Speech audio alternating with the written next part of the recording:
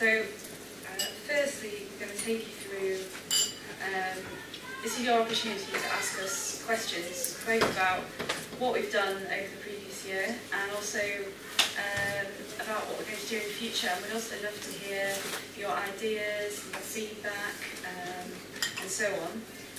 And then we're going to talk to you a little bit. We're going to say thank you to the people who volunteered for us this year. And then we're going to talk a little bit about how you might be able to help us out over the next year as either a trustee or a volunteer. And then we're going to we can have a little election for trustees, and obviously also an opportunity to let us know if you would like to volunteer for something else. Okay, yes, I think that's everything.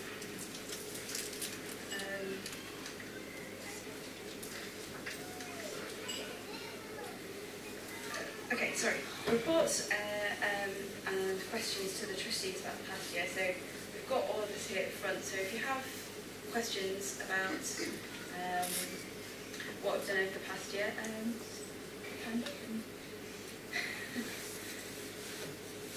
I covered most of it.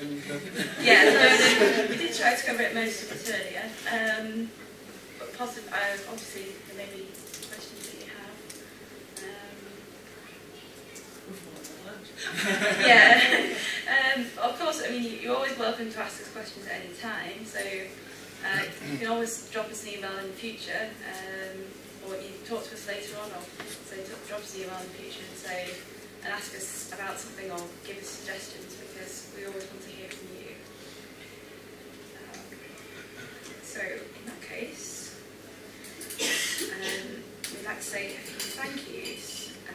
So firstly, I'd like to thank Lynn Butler, who's been doing some preliminary work on setting up our buddy scheme. I think we'll be letting you all know more about that in the near future. But we'd like to thank Lynn for her hard work on that over the past couple of months.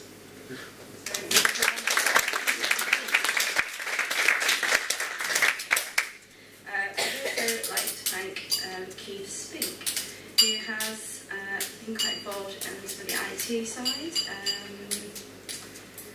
helping us set up a new contacts database, which is going to make it easier for us to stay in touch with you guys by email. So can we give him a little round of applause?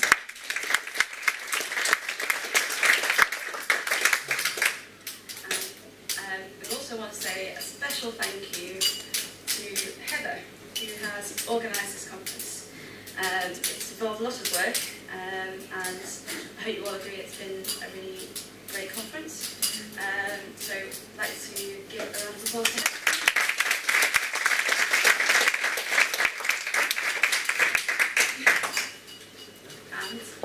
I'd also like to, we also got together to give a little thank you to Heather.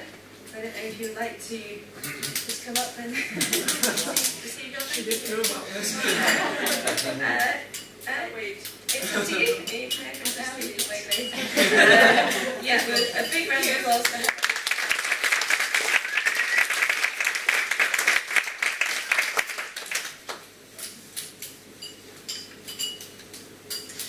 Okay, and we'd also like to say a thank you to all of the trustees who've been on the committee over the past year. That's James, Craig, Liz, myself and Jenny, who couldn't be here today, and has done a lot to help us prepare. So,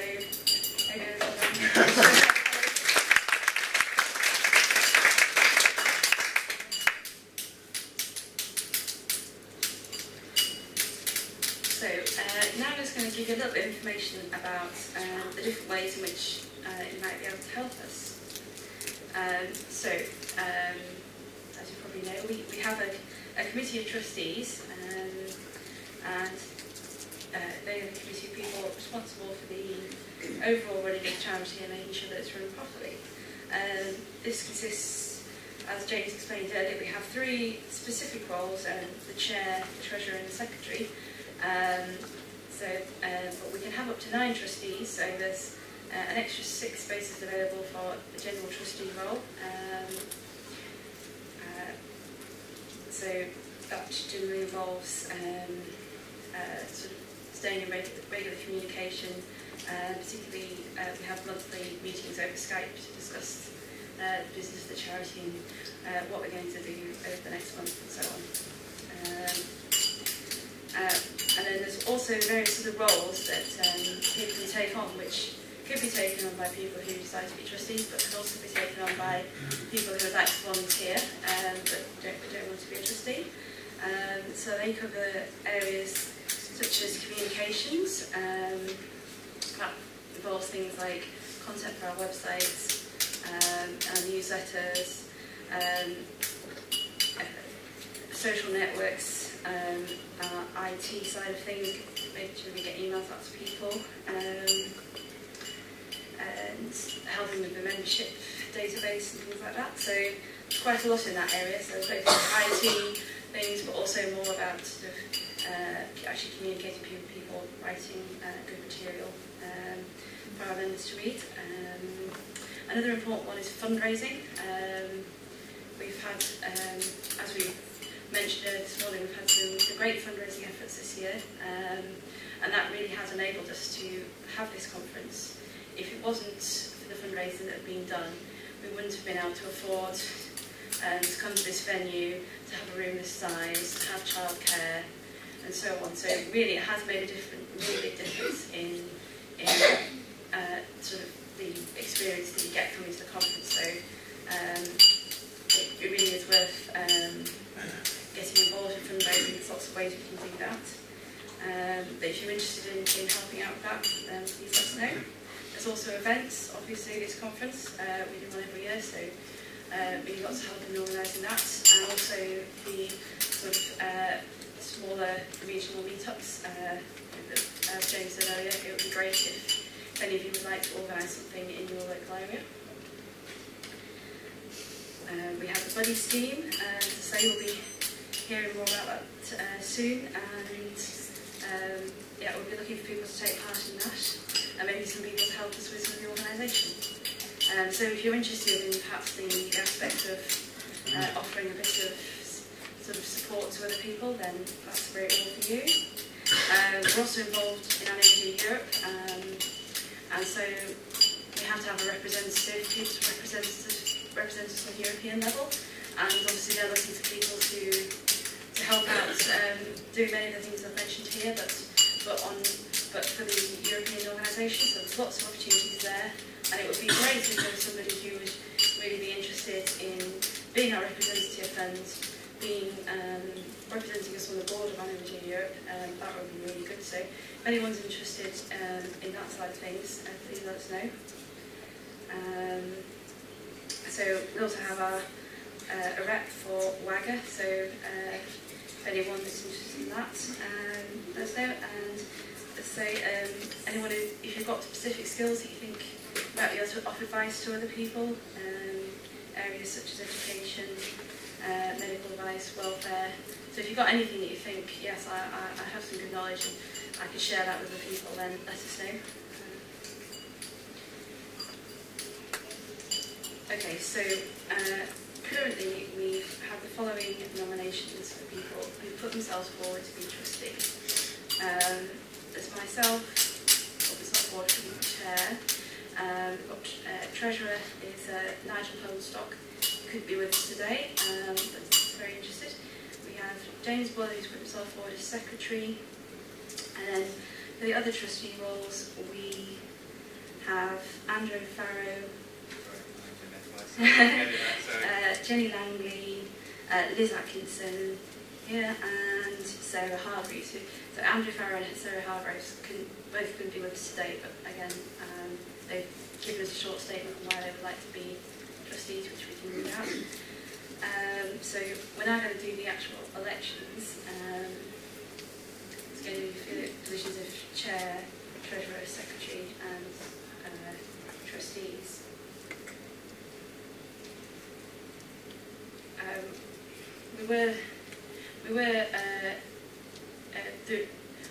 the normal thing to do would be to elect each of these positions separately. But since we don't have anybody directly competing against each other in an election, we do have the option of saving some time and just getting your approval for everybody at the same time. But if anyone feels that we should do it differently, I know I should say what to say for, if anyone else here would like to put themselves forward for any of these positions that hasn't said so already, then now is the time to say. I propose we elect everybody nominated on the slide. Yes. Okay. Okay. Is everybody? I do believe you need a seconder. I'll second that. Yes. That's exactly what I was thinking. Yes, we do need a second. So, okay. So, on the proposal to take to elect everybody listed on this slide, all those in favour, please say aye. Aye. Okay. Excellent. So, yeah. So, all the people here are going to be on the Board of Trustees for the next year. Everybody on this slide. So, nominations for officers. So this just means other volunteers who may be able to take on the other roles that I described: communications, fundraising, events, buddy scheme, Aniridia Europe, WAGA, and advisors. So we don't need to elect people to these roles, but if anybody would like to volunteer now, or would like to express an interest in any of these areas, now is the time to say, and we can talk to you further about how you can help. So I don't know if anybody would like to put themselves to sort of indicate an interest that hasn't already, but again, now is the time to say.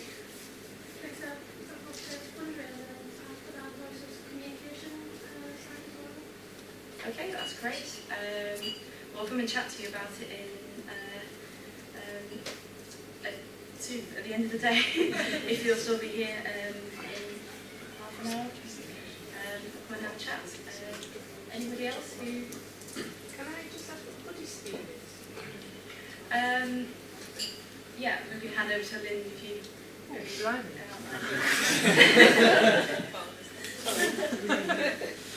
Well, I think this is what it's going to be. It's about putting families in contact with each other. Right. So I think the database is in the process of being put together. Once that's put together, so when somebody contacts Aniridia Network and says, I'd like to be put in contact with somebody, they'd come through to me and I'd say, well, do you want somebody who's got a child the same age as you, or do you want somebody who's older, and then help you to make that contact and then follow up that contact's work well. Right. I think that's how it's going to work. I'll go for that. Yeah, well, put mine in there. I'll go for that as well. There's a lot of people on the buddy scheme. Yeah.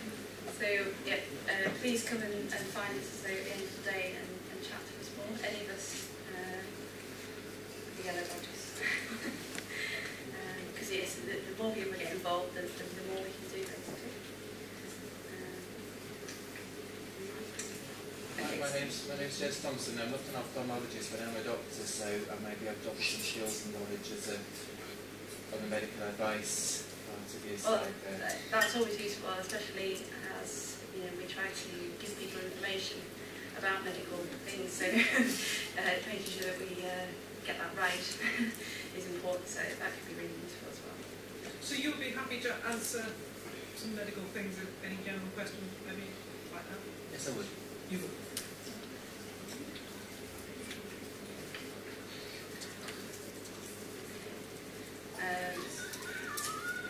If that's everybody, then Can I just ask, the buddy scheme, that could be something that is going to run regionally or something, couldn't it? Because I know I'd like to nominate Laura as someone who'd be interested in that buddy scheme.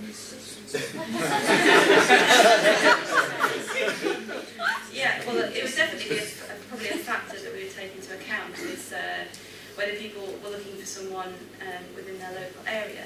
And I think it certainly would be helpful, particularly for getting it off the ground, if we could have some people who were willing to be buddies, to be the one that maybe is in a position to offer a little bit of advice or support to other families.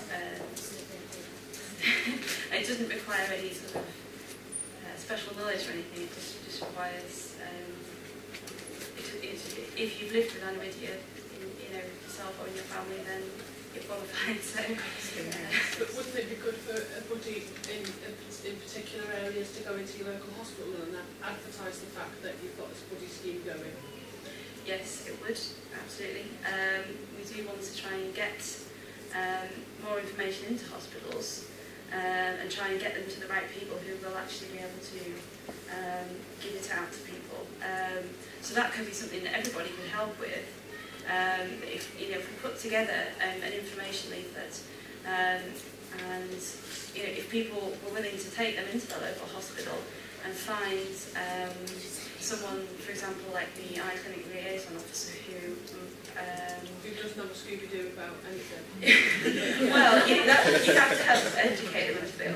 If you could find it, you could talk to a doctor, or you could talk to other people in your local hospital, in the ophthalmology department, and see, try and find someone who would be willing to actually talk to patients and give out a leaflet and make them aware that the network exists, and that if they do get people coming in with Aniridia, that they can pass on our leaflets, and we'll try and help them and match them up. I spoke to James a while back about this, because I'd spoken to my local hospital, Coventry University Hospital, and they were interested in having the details, and I was suggesting that we had like a standard leaflet that could be on the internet, that anybody could print off and then take to their local optician or hospital. Yeah, that is a very good idea, and it would also be useful to know, to get feedback from all of you as to what that leaflet should include. We don't want to make it too long so that people don't read it, but we don't want it too short that it's not informative. What are the points that really matter to you? What did you want to know before when you were in that position where you didn't know anyone else with Aniridia and you had questions? So if people were perhaps willing to help us in actually developing such a leaflet, if you think you've got some good ideas for what could go into the leaflet, then again, please come speak to us, and we can work with you, and you can help us develop that, because it may even be that it may be appropriate to have something separate, one for parents and one for adults with Aniridia, I don't know. But there's the sort of questions that maybe you guys could actually answer for us. In its simplest form, it's, from our experience, was we wanted someone to talk to, and we talked to a family which had people who had Aniridia and those that didn't, and we had the opportunity to speak to both sides of the story, as it were. And to me, it should be initial point of contact is contact someone within Aniridia Network UK to give the details of what you need to speak to someone about, and then you link to someone. It doesn't need to be a big list of anything, it just needs to be something simple, and I would suggest at the point of diagnosis, when it was diagnosed to us of Taurus condition, here's a leaflet, here's some other people who know what this is all about, and all it has to have on it is a web link or a number or something. It's so simple. Ring this, and someone will help you decide who you need to talk to, and then it comes through to yourself. Well, what my idea was to have a single-sided sheet which basically said the name, what we're here for, and contact details. Yeah, and then anybody then would contact. Yeah. Well, personally, when we went to Henshaw, they never told us about Aniridia Network. No. Never. No. And they're in the hospital. Yeah. I say Coventry Hospital, never even heard of us. Common experience, I think. That you get diagnosed and nobody knows. You're just told to go away, more or less, really. And you don't Is there some reason for that? Is it that the hospitals are not allowed to, maybe, or? I think it's because it's fairly rare. Right. That's my honest feeling. I think it's because it's quite rare, and you might be one of the only cases in some areas that hospital has seen. And if you're not causing any great issues, I mean, give you a few drops and send you off, really, and that's it. Really. Coventry Hospital has in their waiting area different posters that have obviously been printed up on people's home computers for different organisations. But I think the hospitals don't go out there to look for people. They rely on the organisations like ourselves to go to them and say, give them a leaflet and say, could you put this on your wall, please? It'd be better if they were a bit more proactive in the sense of they diagnose someone with Aniridia and go, oh, speak to these. Ring this number or go to this website and they might help you get to grips with it all. I'm not sure that we'll get them. Yeah. Well, aim for that at least. I even because I work for the local council in Coventry, I have connections to the social services and stuff like that. I even spoke to the sensory impairment department, and they'd never even heard of us. I must admit, I phoned the RNI being my first point of call and went, you what? Yeah, that's quite typical. I'm really sorry to have to cut this particular discussion short, but we're really running short of time. So I wondered if those of you have got ideas about that, can you come and speak to us and at least give us your names and make sure that we know who you are so we can carry on this discussion later. I just wanted to see if there are any other topics that people would like to ask us to look into or develop, or if you have, as it says, questions, comments or suggestions, if there's anything else. Yeah, I've got one. Yeah. A lot of the other organisations do family weekends. Can we not do an Aniridia family weekend? Yes, we certainly could look at that. I guess for us it's just been knowing how many people will be interested.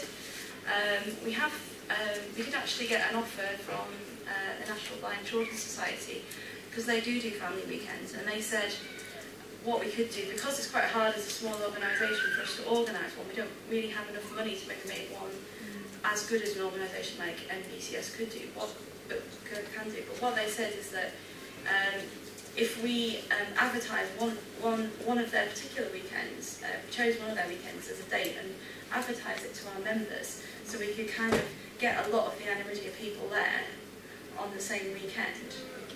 Then we could, some of us could come along as well and kind of do a little sort of side event and sort of do it that way as a way of kind of us getting a family weekend without having, even though we don't perhaps have the resources to organise one at this stage ourselves. Because really, I think part of the issue would be enough money. We did consider whether to try and build it into this sort of weekend and have like a meeting like this on a Saturday and then that sort of fun day on the Sunday. Again, it would probably increase the cost for you guys as coming along, because you might have to stay overnight. At least some of you are already, but some of you might not be. So obviously, if it was 2 days, you'd have to stay. So I think it would. And on that case, we want feedback. I mean, if we organise something like that, say perhaps combine it with the meeting and on Sunday had a sort of family fun day, would people want to stay an extra day to do that? Would that interest people? Because if it would, then we'll definitely look at organising that as well. I think we've got with that we've got the same problem as we had with trying to do the second social event, where we weren't getting people coming forward to go to it, and they weren't even coming up with ideas for what we wanted or what to do. So when I put it together, it came down to a week before the event, and we had to abandon it. Yeah, I would say that we do need. It sort of has to be a sort of joint effort between everybody who's going to it to kind of come up with the ideas and to maybe contribute a small thing to it somewhere and helping with the organisation, because they're quite complicated, but complicated to organise. But yes, it is something that we would like to do. And again, I think if anybody would particularly like to organise an event like that, then again, you could come forward, be a volunteer, and actually volunteer to organise that event, and you could recruit other people from the membership to help you, so you wouldn't have to do it on your own. But if you wanted to organise an event like that, then we'll support you, and we'll try and help you find other people to help you do it.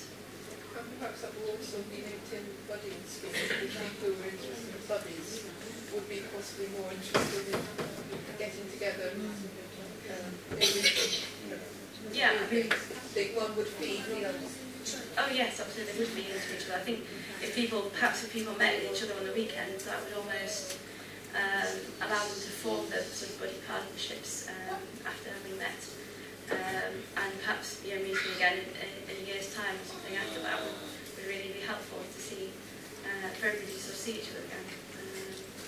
Definitely those things really go together, because it is, as the name suggests, it is about a network, so it's about